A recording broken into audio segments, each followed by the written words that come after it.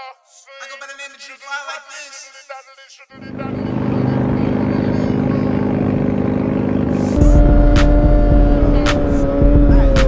She got a nigga like ass fat like walk him down like pack loud like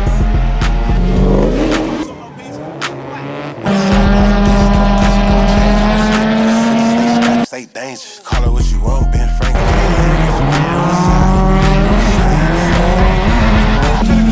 Fuck something. Put your hands on that table, don't break, baby. Do it with no hands, she ain't even gotta touch nothing. I'm tryna make the bitch leave, but she keep coming. Chop her ass, chop her down, yeah, I'm on that.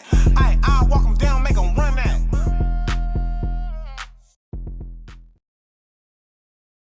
And good morning. This is Dad by God, 1/4 of the Ride Squad. How y'all doing? It's a nice day.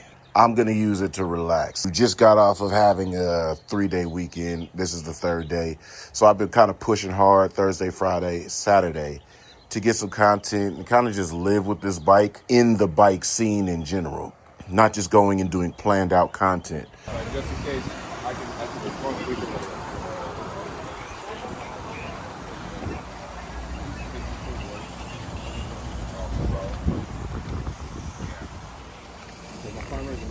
I did quite a bit of riding. Matter of fact, just to show you guys, I was just on 600 miles on this bike.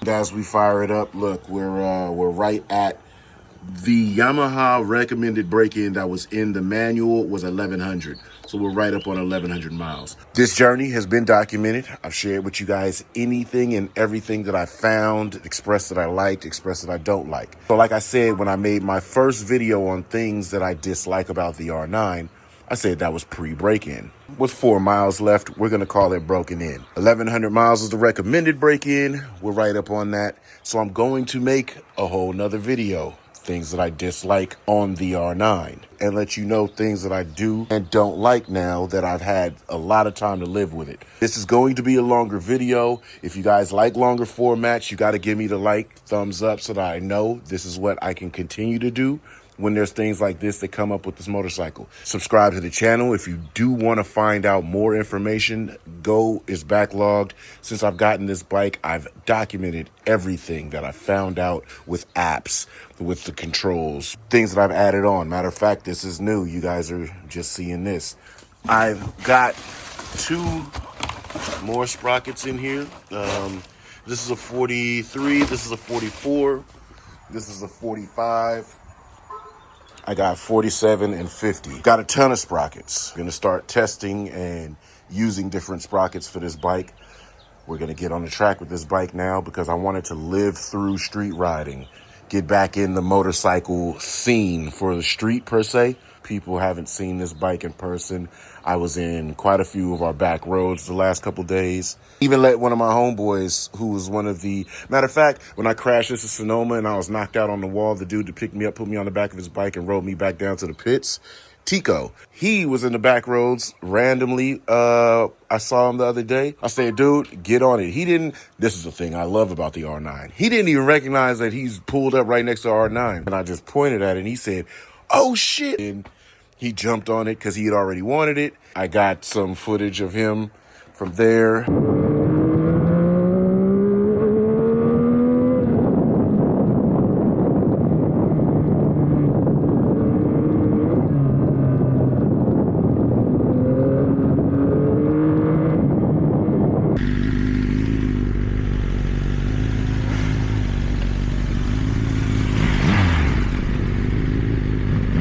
Your preload's too high. It absolutely is. Yeah.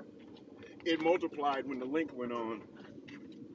Yeah, you have too much preload. It's right You here. can't turn it down? It's right here. Oh, it's maxed out? Oh, you're No, it's not maxed out. Oh, it's not? Uh-uh. Oh, Yeah. then I will lower the preload. Huh? Lower the preload. Yeah, I want to get it set at the track. I don't want to set it for here. But it's se. way. Yeah, it's a lot going on, huh? I set the sag. It's at 26 mil, 28 mil. Oh, you already set the sag? Yeah. It's set with me, 26, 28. But look, it's not even going up. I know. It's rigid as fuck, right? I was like, holy shit. Yeah, that's what I was telling you. But other than that, like, it feels nice. So this is the video. Here is the last couple of days all mounted into one. Obviously, I could trickle it down to make like 3 and 4 different videos for y'all, but I don't want to make a week's worth of content where I could just put it into like one chunk and just kind of talk you through and show you these experiences having this motorcycle in the motorcycle scene here in current Bay Area, California. And the next video, we'll get into things that I do and don't like. All right? Enjoy. Footage or something and get ready for tomorrow. I don't want to waste the whole day out here. Yeah. Hello. Nobody. Rider. A. Connected. Mobile phone. 1. Connected. Oh, I be slapping.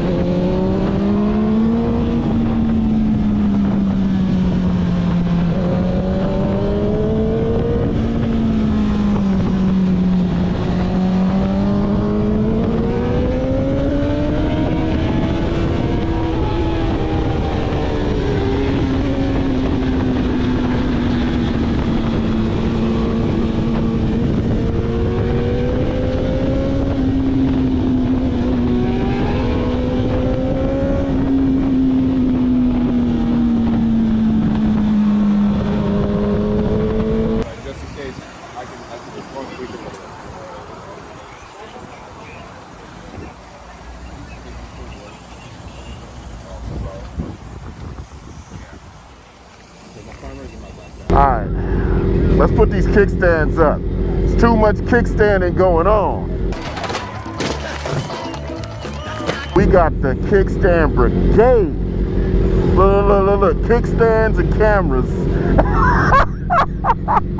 Niggas gotta have a meet called kickstands and cameras, cuz. Hey, this is Bay Area bike life though. You really do have the sport bikes mixed with the hogs and all intertwines in the greatest way.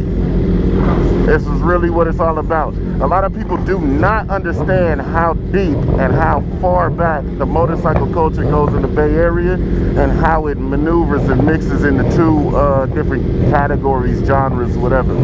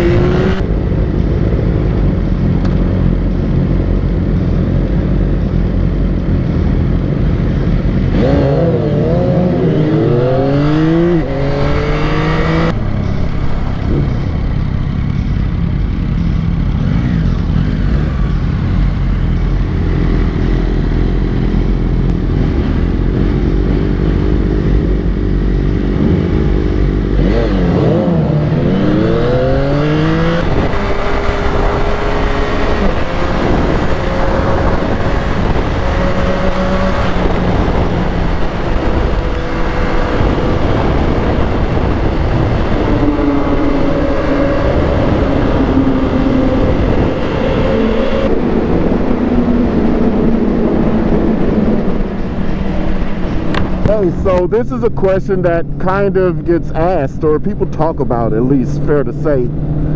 Can a super sport live in a world of super bikes? Everybody buys super bikes. Everybody buys the highest horsepower, top level, biggest trim that they can afford and hopefully grow with, right? This is a super sport. You know what I'm saying? This is a tiny boy.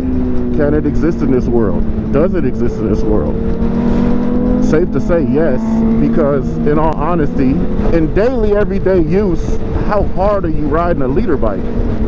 Right? In conditions like this, in situations like this, how much are you unleashing from a super bike?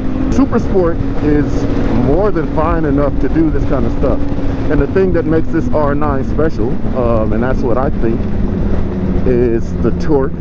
That's the biggest key to this bike being such a great, valuable option. It's got so much torque that, you know, situations where you have to accelerate, you can.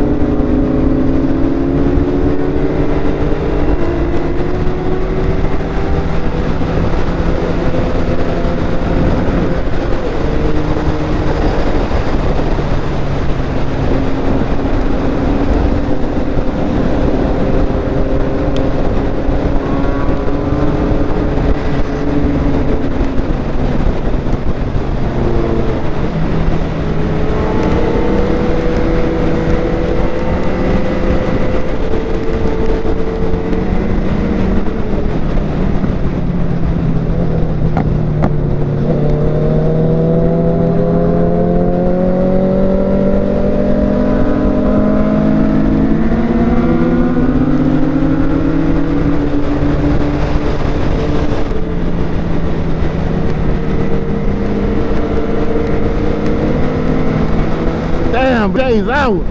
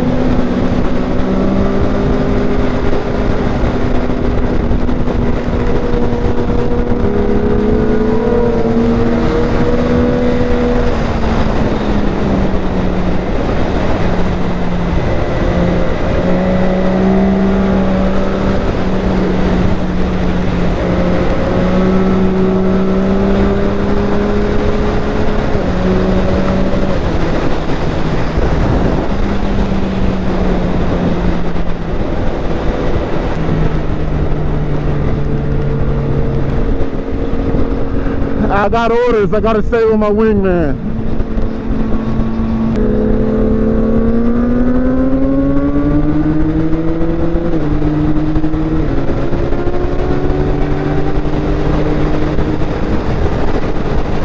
Yo, Jay doing it today.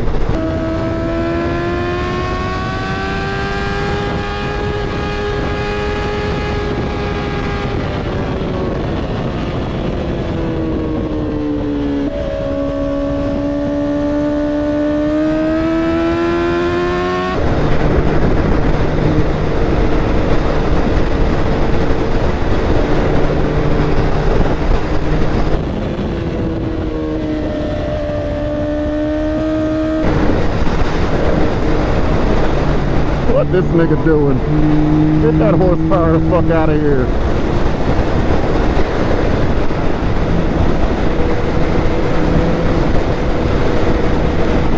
Woo!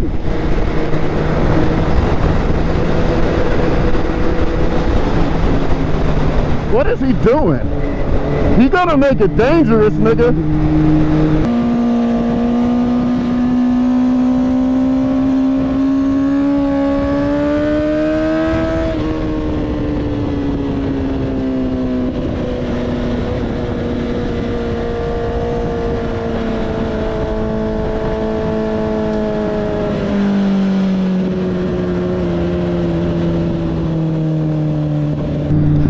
was that nigga doing, bruh? That's the thing about horsepower cats.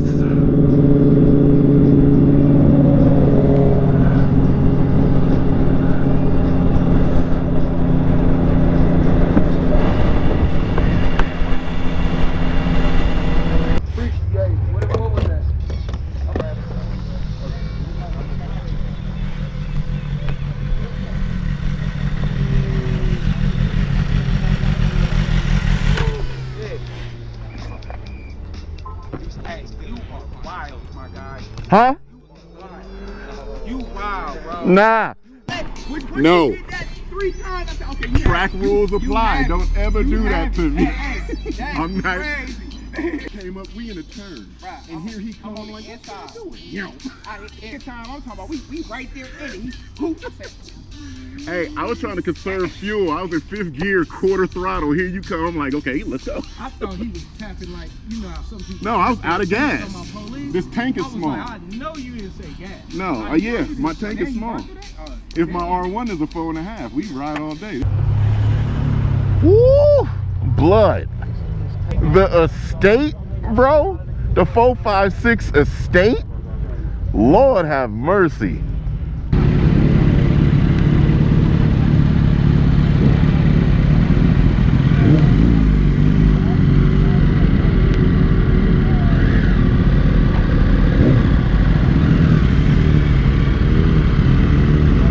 Go ahead.